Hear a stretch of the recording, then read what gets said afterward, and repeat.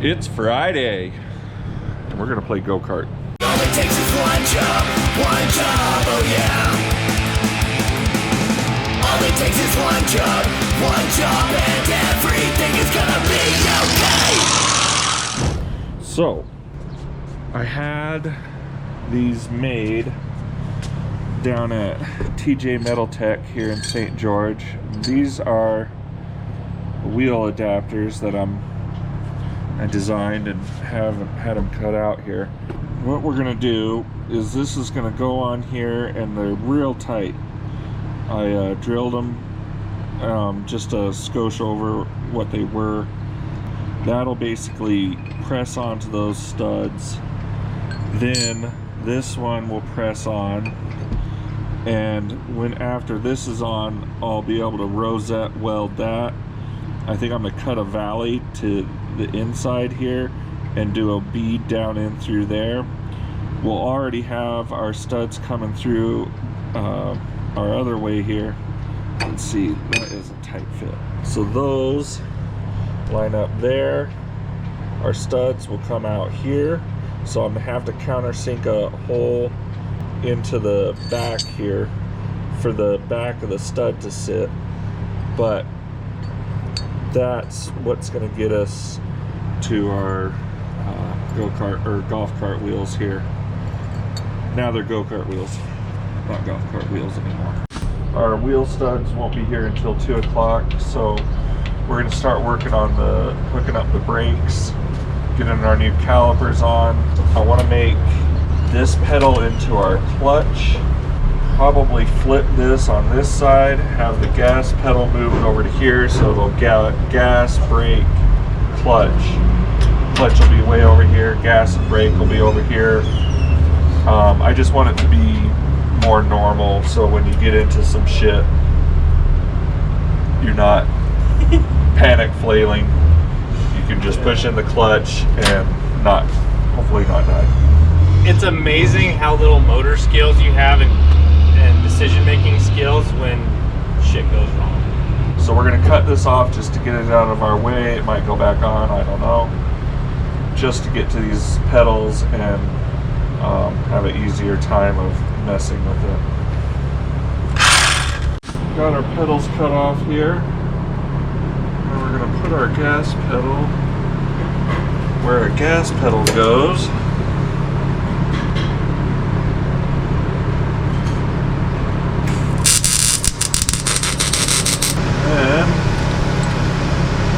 Brake pedal next to that guy. So I'm swapping out our brake master. I got a new one here. I was able to get the lines and all the calipers and everything off of eBay for pretty cheap. So instead of messing with anything, I just went with that whole thing. And then you take this guy off.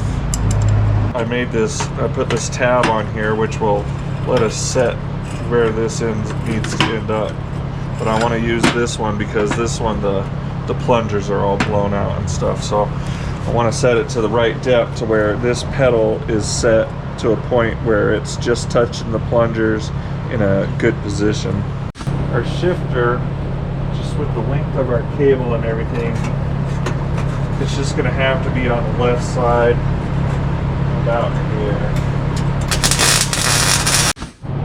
I was kind of thinking the whole time that I was going to extend this harness to bring everything up on the dash, but I have kind of this spot right here that, you know, our ignition could go kind of like that, our gauges could go like that, and kind of all be a happy little family right there.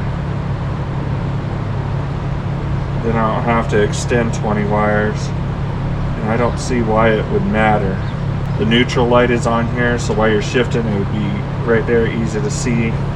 I will run a kill switch somewhere that might be easier to get to. Maybe on a dimmer switch on the bottom here would be good. Messing with some different brake pedals or clutch pedals, and I'm thinking about just using the old clutch handle off the the bike and just push it with my foot. It has a couple of holes here for the go around the handlebars, and then it had a hole for the mirror. And if we flip this upside down, then I can just screw that screw into there. Just have a plate under here, comes up, screw, screw, screw, and weld the plate to the floor. And then it'll have the correct amount of throw, and we'll even have our clutch safety switch, which is kind of cool. So I just kind of tacked this tab here, and that's kind of what I'm thinking. Not sure. That's something. Jared's starting working on the adapters because the studs came in. He just got putting on these really bitchin' race shocks off of a Snowmobile that are air, so we can adjust the pressure, and so that'll control how much this is a bounce and move it around, so we can try to keep it off the seat here when it goes down. Alright, so we got our wheel adapters drilled and our studs in. I'm gonna cut a little trough in here and fill that with weld and spot our rosette these studs here, and that should be good enough to hold these on. It'll be more like this is just the part of the hub instead of an adapter at this point. I might put those nuts on to protect the threads on the studs, but yeah, I'll weld this one, then weld that one, and then I'll weld the other two that I got clamped. Alright, that's exactly what I was going for. You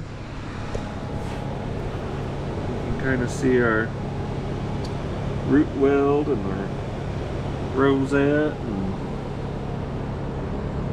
that's how it's done, son. Oh man, some wheels.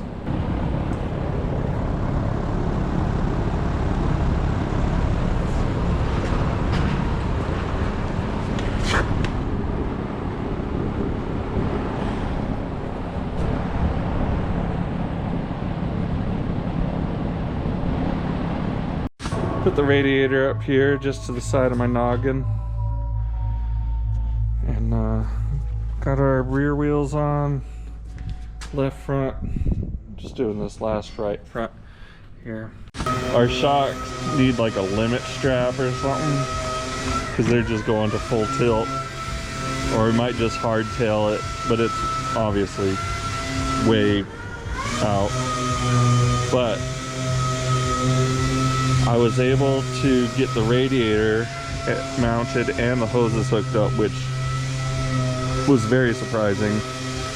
I had ordered 2 hoses and a couple little things, and it actually went together, which was weird. I did not expect that.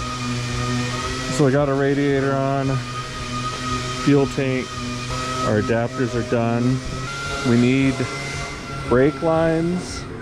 I need to put the half link in the chain.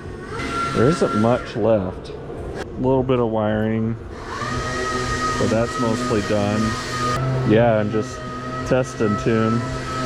I might hardtail it, because by the time I sit in it and get all the weight on it, this stuff starts to get pretty close to here. And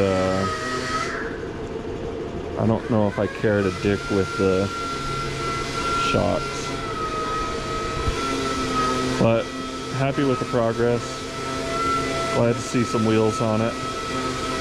I wish they would have made the rear axle the same width as the front. It's just goofy how much further in than it is than the front, you know. But 'tis the way she is. All it takes is one job, oh yeah.